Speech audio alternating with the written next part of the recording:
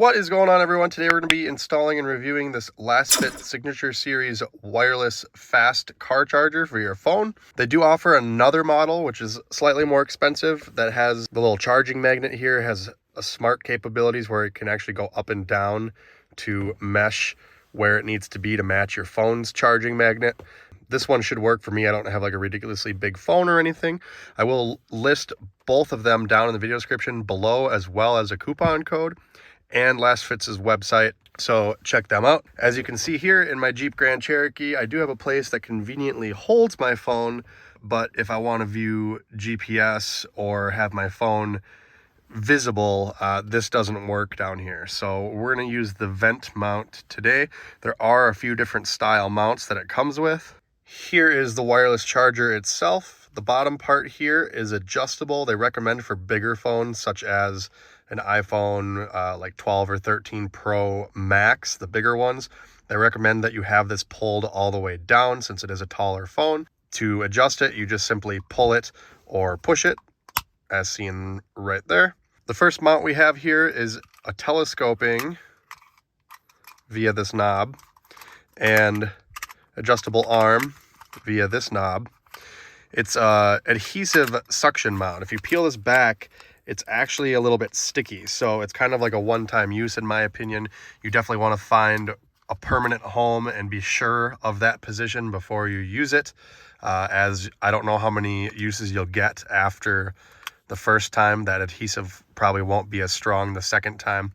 But if you had something like, if this material was up here somewhere, I would do that. But I don't think this would be a great option for a dash like this that's kind of softer foam. It's just not going to stick very well unless you really wanted to try and put it on your windshield or something. But if you do choose to use this mount, what you're going to do is just lift up this tab right here, stick it down on what you're going to use it on, and then pull that lever down. And then to release it, you would lift up and pull on this little rubber tab right here. And again, multiple different adjustment angles, and it does telescope. Here's the vent mount that I'm going to be using today. As you see, it just clips on. You got to have horizontal vents, and then it has this little adjustable arm with a rubber strip on the back, and that just is detents, as you hear, just clicks to adjust. And what that's for is when you clip it onto the vent, that's going to keep this from coming down any farther. So it gives a nice little bit of support. It doesn't just rely on your vent, so it's less likely to break a vent. So I'm going to lift up by pushing down on this little tab here, and I'm going to select the best position for me. Obviously I don't want it up here because that's not going to do anything. I'm probably going to put it on this one. This one's a little too low. It hits the knob there. So yeah, I'm going to go with this one right here. Push that on there and let it do its thing like that. It's right above, so I can still turn the vent on and off if I want. Then we're going to take the charger itself right here, and there's a little threaded post on the back, and you should have a little plastic threaded collar that came with your kit. You're just going to get it started. Don't thread it on very far. Just like that, a couple of turns, and then you are going to go like this, support the back mount with your fingers and snap it into place. Once you have done that, you will see that this little stop right here will bottom out on this. So that is going to be the angle. So if you want it to be tipped up higher, you will have to do that. So that's how we're going to have it.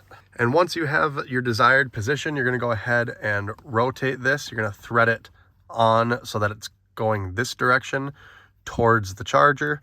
What that's going to do is tighten up this ball joint and make it less floppy. As you see, it moves around pretty freely. By the time we snug this down, it will be a lot more sturdy. All right, so now once I've got the position that I want, I'm going to go ahead, just pinch down on this and release it quick so I can plug in the cable. It's just easier to do with it removed. Plug in our charging cable right here on the bottom.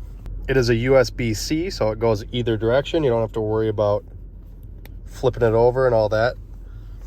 And then I'll go ahead and clip this back on.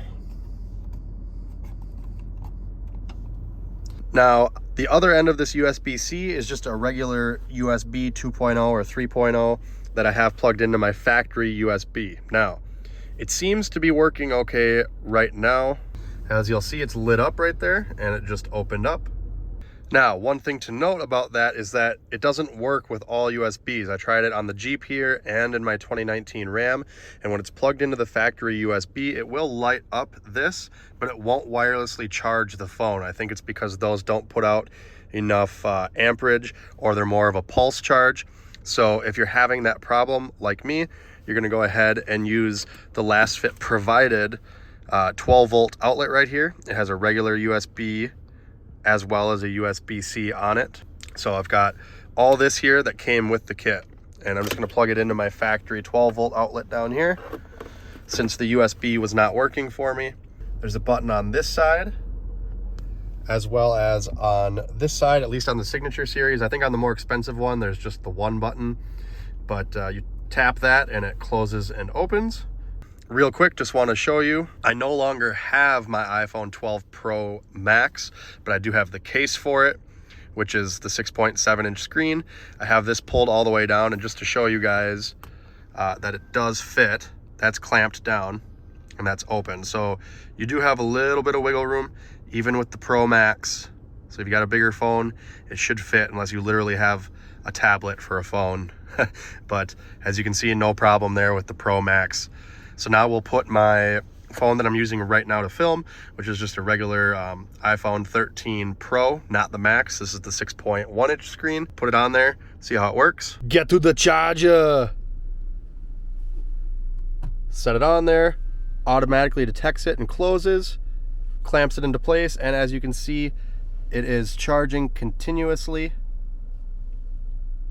As you see here, it's holding it nice and tight. If you're on a washboard road, like dirt road, it will be able to bounce around a little bit like that.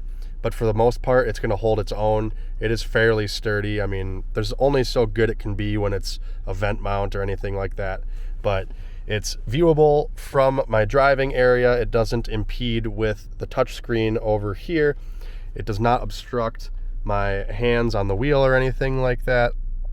It's not obstructing the windshield. Viewable, but not in the way. And I still have plenty of dash vents over here. I normally don't have my dash vents on anyways. I use foot, but no problem here. It can still push air out if it really needs to. And to release it, we're just gonna go on the side here. And again, each side's gonna have a button. You'll just touch. It's not an actual button, it's just a touch sensor. You'll touch it, it will open, and you can remove your phone. Simply set it back in there, and it will grab it and charge it.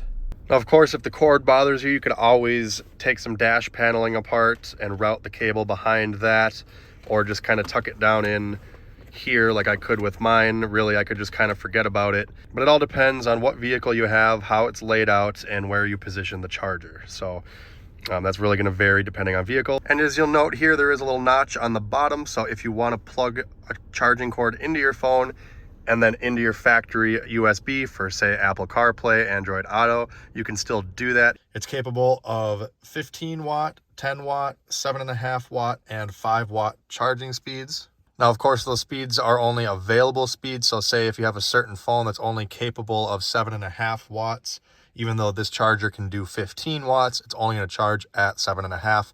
It just depends on your device, but it can go up to 15 watts. All right, well, that is about gonna do it for this video, guys. It's working.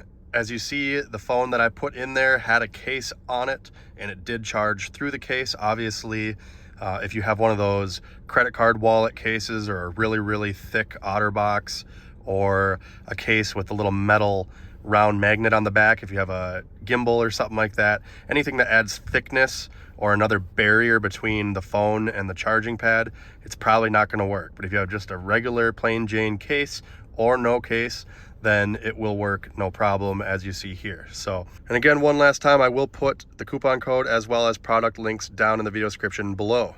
If this video helped you out, make sure you hit that like button, subscribe for more videos like this, comment down below with any questions, check out my other videos and my social medias. As always, thanks for watching. Have a great day.